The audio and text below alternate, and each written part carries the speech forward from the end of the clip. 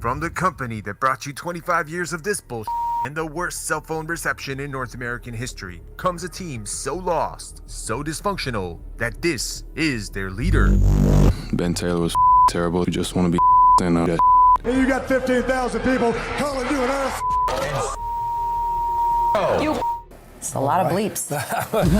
Watch as this group of 6'9" non-shooters attempts to overcome their lack of offensive talent by dribbling, offensive rebounding, shooting heavily contested twos, more dribbling, dry heaving the basketball, air balls, crying to the referees, never moving without the basketball, standing 40 feet from the basket waiting for passes that will never come because why are you standing that far away? More dribbling? Alright, gotta get it. And when it all goes to hell, trading their future draft assets for one of the worst shooters in NBA history.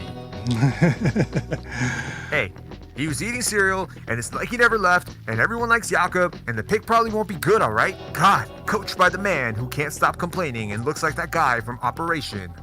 Fall asleep crying to Vince Carter and Kawhi Leonard highlights as you try to remember what having a real superstar feels like. It felt pretty great. I talked a lot of no wonder people hate Raptor fans. Observe as the team that had two guys who couldn't get past that one guy for 5 years pulls a Fast and Furious and tries to do the same thing all over again, except this time the two guys are way worse and there's 6 guys they can't get past.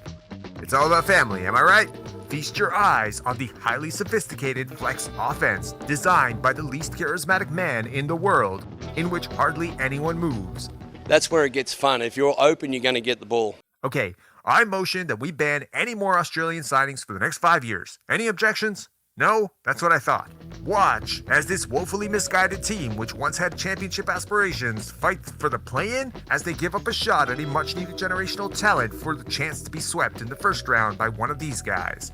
Strap in, as a team that's all about development and getting better goes season after season where almost no one develops or gets better. As two guys who barely had business running a G League offense take turns making your eyes bleed, playing some of the most predictably boring basketball you've ever seen for 40 minutes a night because they swear if they didn't play them that many minutes, the entire thing would fall apart. Hey look, we played Malachi Flynn 3 minutes for the first time in 5 weeks and he sucks, so, I rest my case. Observe the madness as perfectly talented professionals sit on the bench collecting dust like fossils as the Three Stooges in charge swear it's because they're scrubs that belong in the Taiwanese Basketball Association.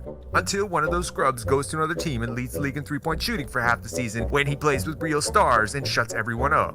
Sometimes that happens when you're not playing for like a week or so.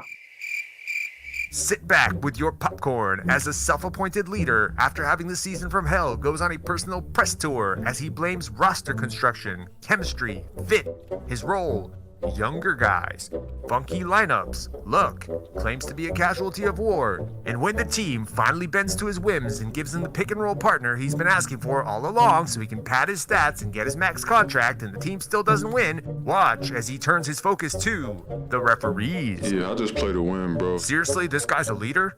He's 1 week removed from blaming Mercury retrograde and global warming because he can't make layups. Get a real-life crash course in market economics as wealthy corporate elites price out real fans from the games as they sip on $40 cocktails and browse TikTok as Maple Leaf Sports and Entertainment jacks up prices by 10 and 20% a year because you're a clueless idiot who will pay top dollar for this horseshit. Because deep down it's pretty cool being in the same building as Drake.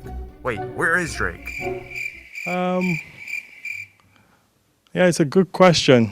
Shell out the big bucks, even though you live in your mom's basement and keep dodging those awkward texts from Steve reminding you about the $8 you still owe him from 2 years ago. You didn't need premium gas, you know it, I know it, Steve knows it. God, stop being a douchebag and take the bus like the rest of us. Watch as a team's top 2 talents are relegated to setting screens and standing in the corner as this wannabe washing machine does his best Kobe Bryant impression, only to disappear in the fourth quarter every single game.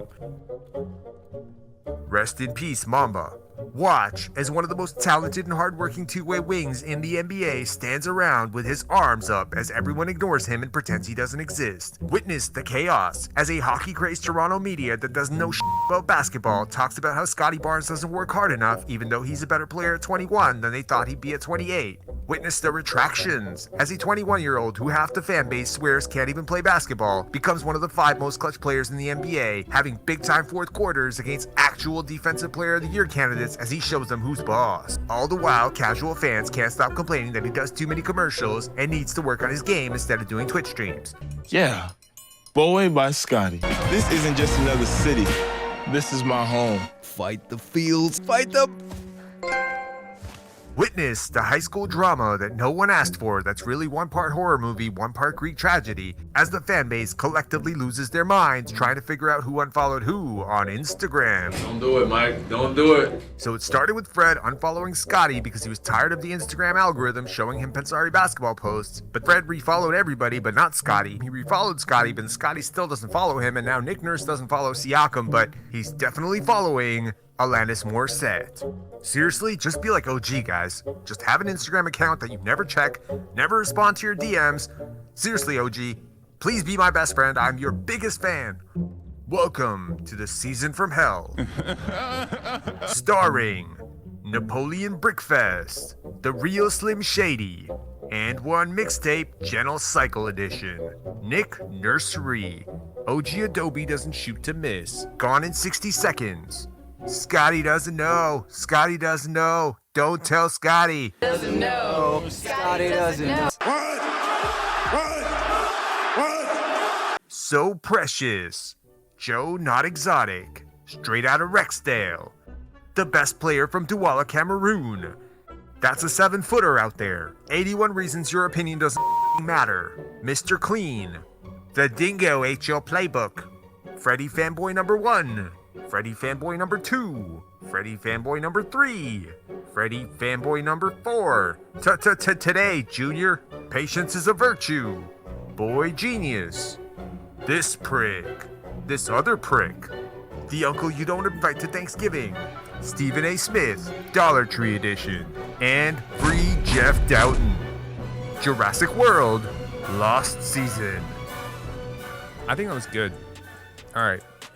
No Raptors were harmed in the filming of this Honest trailer. I hope you guys subscribed. I hope you liked it. I hope it was funny. Like a lot of Raptor fans, I am very frustrated with the season. I thought this would be a funny way, maybe something cathartic that we could all laugh at.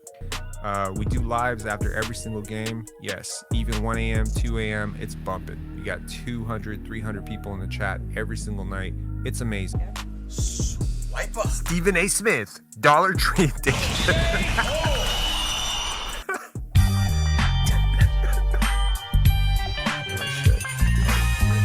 Oh, that's gonna land. That's gonna land. He's gonna be so mad. I don't care. That guy.